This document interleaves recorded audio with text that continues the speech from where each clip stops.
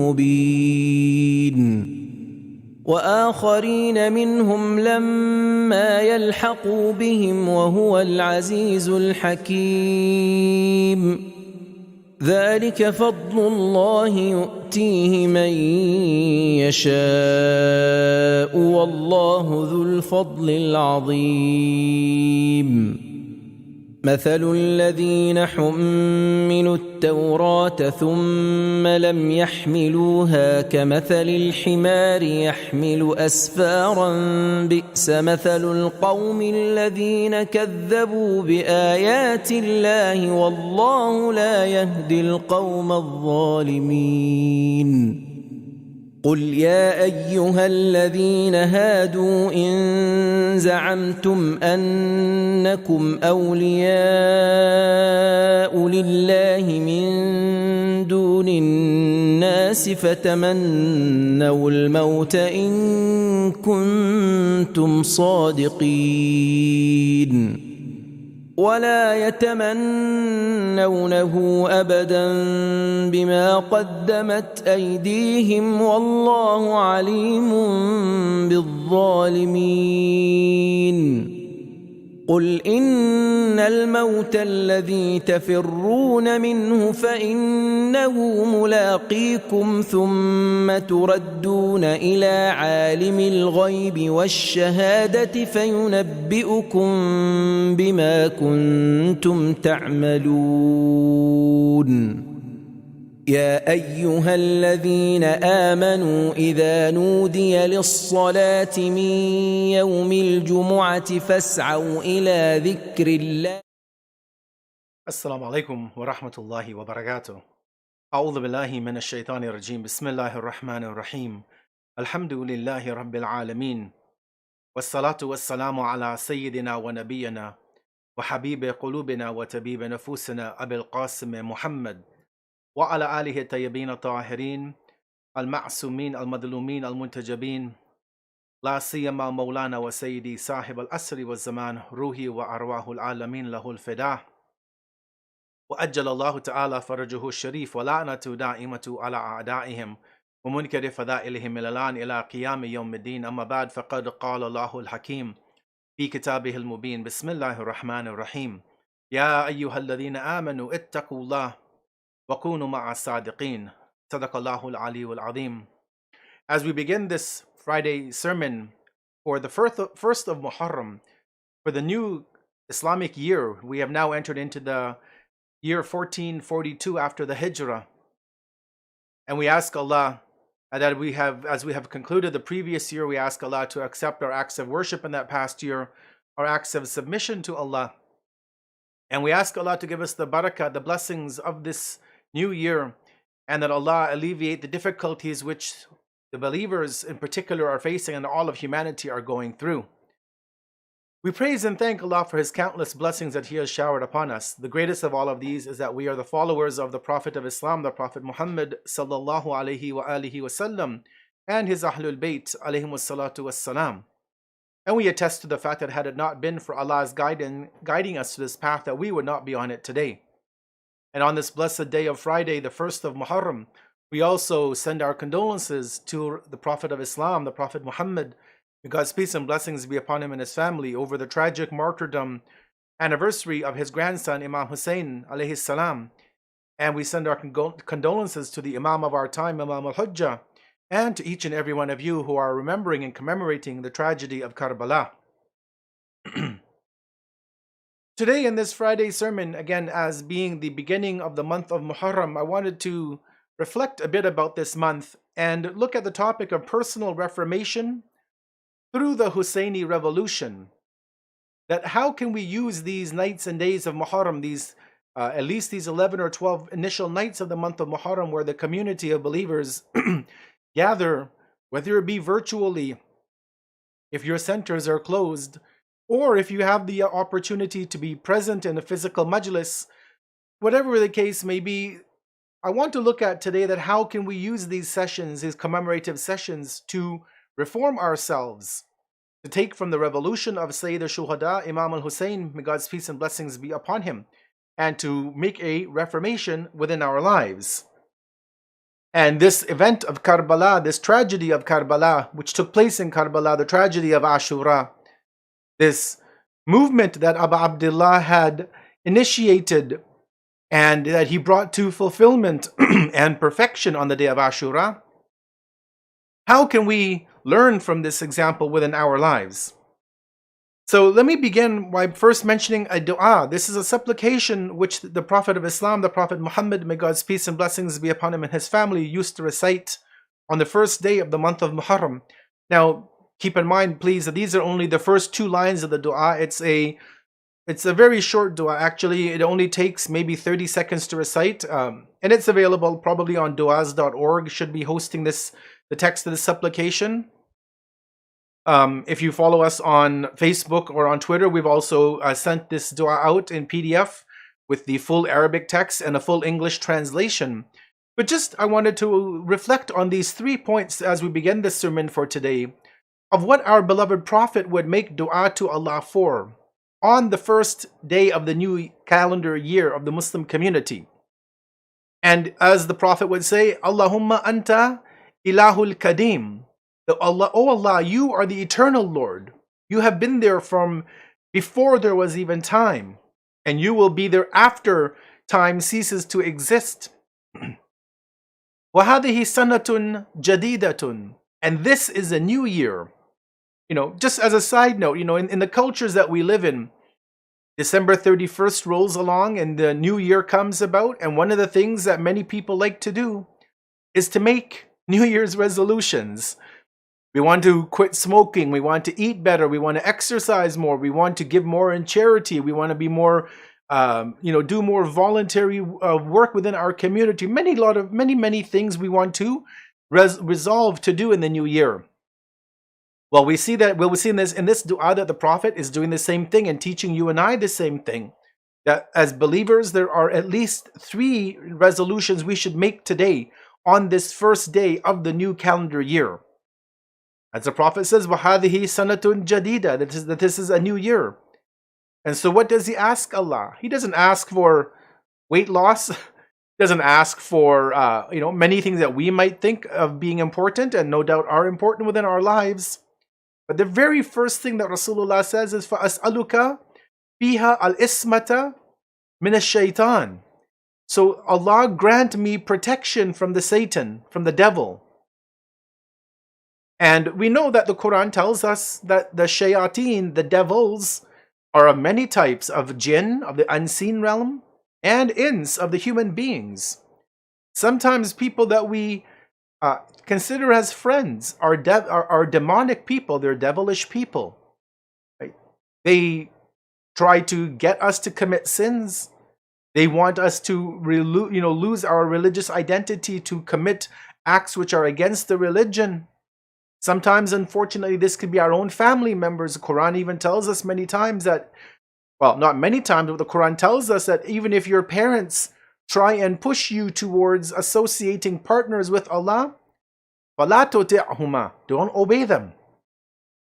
So sometimes our own family, our friends, they are the ones to instigate us to commit sins. And so we have to ask Allah on this blessed day of the first of Muharram for protection from shaitan.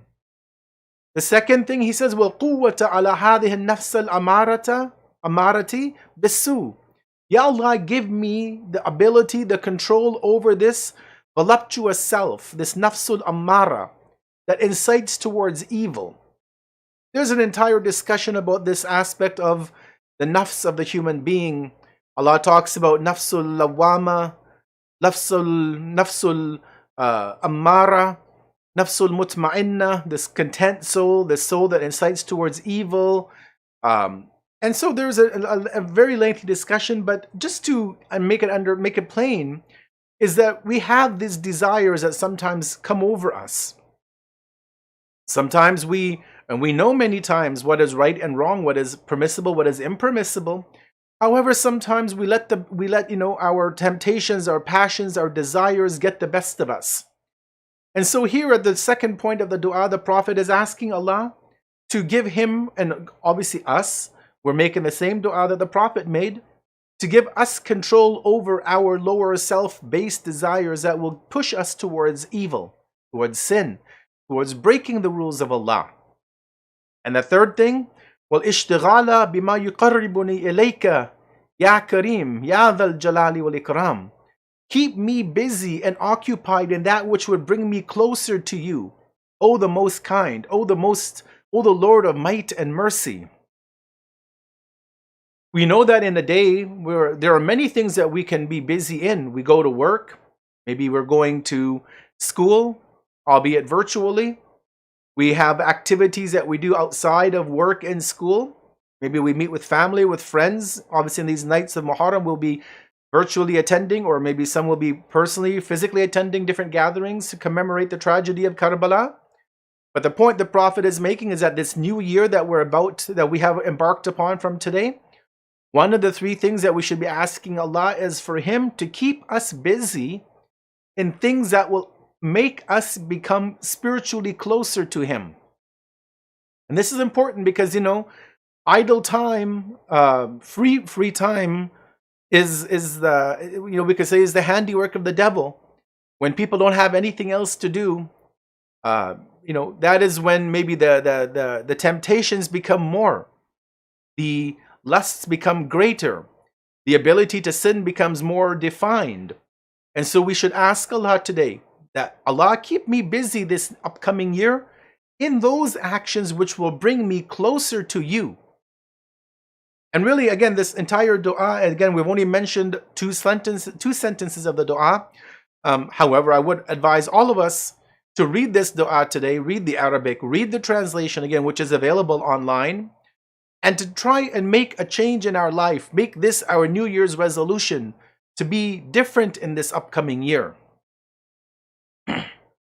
Now, as I said, and as we know, that month of Muharram has begun for most people around the world. For some people in America, the first day of Muharram was yesterday. Others in Canada, primarily, today is the first day of Muharram. That is the 21st of August, 2020. And so obviously, as we enter into the series, or the season of commemoration of the tragedy of Kerbala, I wanted to just give us one hadith before I go to the main theme for today. And that is about this concept, or this system of, if we want to call it a system, of what we call Azadari. Azadari is a fancy non-English term which basically can translate into commemorative sessions, where we show our grief, sessions of lamentation, sessions of sorrow, where we gather together and remember the tragedy of what happened to the grandson of the Prophet of Islam and his family and his friends on the plains of Kerbala in the year 61 after the Hijrah. That's about 1,340 or 50 years ago. 1,360 some odd years ago. And this book, which is also available online, is published by the Islamic Education of the World Federation in the UK. This beautiful, very short booklet contains 40 ahadith, traditions from the Ahlul Bayt, from the Prophet and his family, about the importance of these commemorative sessions. I just want to share one hadith with us this afternoon, in which Imam Ar-Rawda, the 8th Imam, he has been quoted as saying, فَعَلَى مِثْلِ الْحُسَيْنِ فَلْيَبْكِ الْبَاقُونَ. So let the weepers weep over one like Hussein. For verily weeping, shedding tears, crying over him, over his tragedy of what happened on the day of Ashura, and even well before that, this reduces the burden of the great sins. And then the 8th Imam would go on to mention, and this is a point that we have to keep in mind, brothers and sisters, that these 10 days and 10 nights that we have now embarked upon are not like normal days and nights, where we normally would watch TV, we'd be watching Netflix, we'd be watching videos on YouTube, where we'd be having fun, so to speak. We see that the Ahlul Bayt, peace be upon them, made a change in their behavior in these at least first 10 days. Now, I know some mu'mineen, some of the believers, some communities will continue this grief period from 1st of Muharram all the way to the 8th of Rabiul Awwal, 68 days of grief and mourning. But at least the first 10 days of Muharram, we need to keep as solemn, sacred days and nights. And so the 8th Imam would say that as soon as the month of Muharram was seen, As soon as this month of Muharram was set in, my father, meaning Imam al-Kadhim, the 7th Imam alayhi salam, was never seen laughing. And he would be overcome by sadness until after the first 10 days had passed. And he said when the 10th day dawned, the day of Ashura, it was a day of grief and sorrow and crying for him. And he used to say that this is the day when Al-Husayn was martyred. That this is the day when Al-Husayn was martyred, and so that day he kept as a special day of grief and sorrow and lamentation. For us, that will be next Sunday. And obviously, school is currently not in session, so that's not a problem. For many of us, or maybe not many of us, but for a percentage of us, work is not there on Sundays. Some who maybe have to work from home, that's a different situation in a profession where you can't take the day off or it's very difficult. But if we have the ability, brothers and sisters, we need to make a point to ensure that we keep the greatness of the importance and the sanctity of the day of Ashura alive. And that means, if it was a weekday, in normal circumstances, we would not send our children to school, we would not go to work, we would not engage in worldly activities as a means of reflection on the tragedy of Kerbala. Let me go to the main theme for today, which is again the personal reformation through the Husayni revolution. And I just want to mention 3 points, and we'll conclude this afternoon, of 3 suggestions that we have in terms of how to make the maximum benefit of these majalis. Because, let's face it, if we were born into a family who commemorate the tragedy of Muharram, we've been attending these Muharram majalis every year, maybe 5 years, 10, 20, 50, 60, 80 years maybe. And we've heard tens upon hundreds upon thousands of lectures in that time period. Thousands of hours of our lives have been spent in listening to speakers, lecturers, orators, scholars, male and female, as they elucidate on various topics and as they bring us to the brink of tears when they recount the tragedy of the day of Ashura. But how can we truly benefit and reform ourselves, which is the goal of this revolution of Aba Abdullah al-Husayn, alayhi salam, as he even mentioned to his half-brother Muhammad al-Hanafiya. As we know, Muhammad al-Hanafiya was the half-brother of Imam Hussein. Muhammad al-Hanafiya's father was obviously Amir al-Mu'mineen. The wife was a woman named Hanafiya. And so before Imam Hussein leaves Medina, he writes a wasiyah, a last will and testament to him, a statement of action. And he says in that letter, Inni lam akhruj ashiran wala batiran wala dhaliman wala mufsidan. That I'm not making this move. I'm not coming out in stance against Yazid, against the corrupt, despicable, cursed man Yazid out of, vain glory or need of power or want of authority or to create corruption or sedition on the earth. He didn't make that movement for that, but rather he says, وَإِنَّمَا خَرَجْتُ لِطَلَبِ الْإِصْلَاحِ فِي أُمَّةِ جَدِّي. That I'm making this revolution to bring about a reformation in the nation of my grandfather, the Prophet of Islam. Islam was pristine and perfect. Islam is pristine and perfect, but the Muslims had deviated. As today, the majority of Muslims have deviated from the Ahlul Bayt. They've left the Ahlul Bayt. They've left the Quran. And so Imam Hussein, peace be upon him, made it known that his revolution was to reform the nation of his grandfather, Uridu an amura bil ma'ruf wa anha anil munkar, and to establish right, to ensure that people establish the right and forbid the wrong. And he says that when he does this, he's only following in the footsteps of his grandfather and his father. May God's peace and blessings be upon both of them. So we have to get something out of these sessions. We don't just log in every night and watch it on our big screen TV, maybe with a bowl of popcorn, like we're watching a movie. No, we need to ensure that we observe the etiquette of the majlis. We observe the adab, the respect that a majlis has. And as we know, every gathering has its own style. If you go to a board meeting at work, you're not going to put your feet up on the table in the office and be eating away at your food while the meeting is going on, unless it's a working meeting.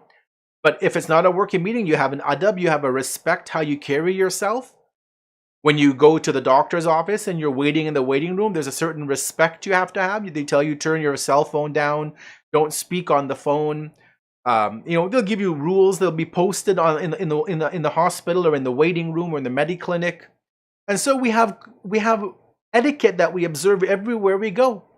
And the Majlis of Hussein, just because we're not going to the Husayniyas these nights, if we're sitting at home in our basement or in our living room or somewhere that we've dedicated for this majalis, we have to make sure we observe the same level of respect that we do in the centers as we do at home. And so 3 points I want to leave us with today, and I'll conclude, is that one is that you and I will only get out of the commemorative sessions what we put into it. If we come because we're just needing to, do something that we're told to do, we're forced to come and sit in the majlis, we won't get anything out of it, or we'll get very little, I would say. I don't want to say nothing, no, because Allah's rahmah, His mercy is great. It will cover everybody. But if we're not putting in an effort to listen to the scholar and learn from what they're saying and try and implement their teachings, then we won't see any outcome in our lives. The goal in this, and especially this Muharram, as we have seen, and WhatsApps have been going around and messages have been floating, that 24 hours a day there's a majlis happening somewhere in the world, and there's schedules out there of every scholar, every time zone, every link that they're live on. Don't think that you have to listen to 8, 10, 12, 15 majalis at home just because you're home and there's nothing else better to do. No, make sure that you actually put something into it. Make an effort to listen with an attentive ear, to learn something that you can implement within your life, within our lives. Again, we will only get out of the majlis what we put into it.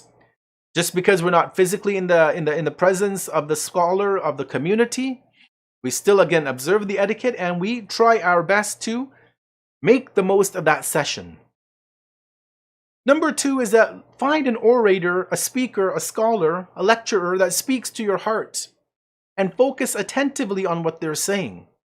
Again, in this era of technology, we thank Allah that we have so many mediums to stream content online. And as I said, you might find in English alone, I think at least 80 to 100 lectures that have been promoted. There are probably thousands, and not probably, there are definitely thousands of English lectures happening. Urdu, Arabic, Farsi, Gujarati, French, any other language, Spanish. Find the lecturer, the speaker that you can connect with, that is speaking to you from the heart. When you find that speaker, listen to them attentively. Take what they're saying. Listen to their words. Hopefully something in their 30, 40, 50-minute, 1-hour lecture will impact your heart that night and make a change in your heart. Bring about that revolution, that reformation through the movement that Imam Hussein alayhi salam had begun. And third point and last one, and we'll conclude with this for this virtual Friday sermon for the 1st of Muharram, 1442, August the 21st, 2020, is that try and find one thing, as I just said, try and find one thing that you want to change in your life for the better and work on that in Muharram. So not only take from the lecturers that you're listening, find something that you can latch upon and implement in your life, because I'm sure all of the speakers out there today, all the lecturers, male and female, young and old, whatever language they are speaking in, they're wanting to give something back to the audience. They're not, spending their time in front of a camera for fame or popularity. No, they have spent and they continue to spend hours and hours every day preparing for the nightly lectures. That's their responsibility. Our job, on the other hand, when we listen and we attend these majalis and these commemorative sessions, is to look within your heart. What do you want to change in your life to become better?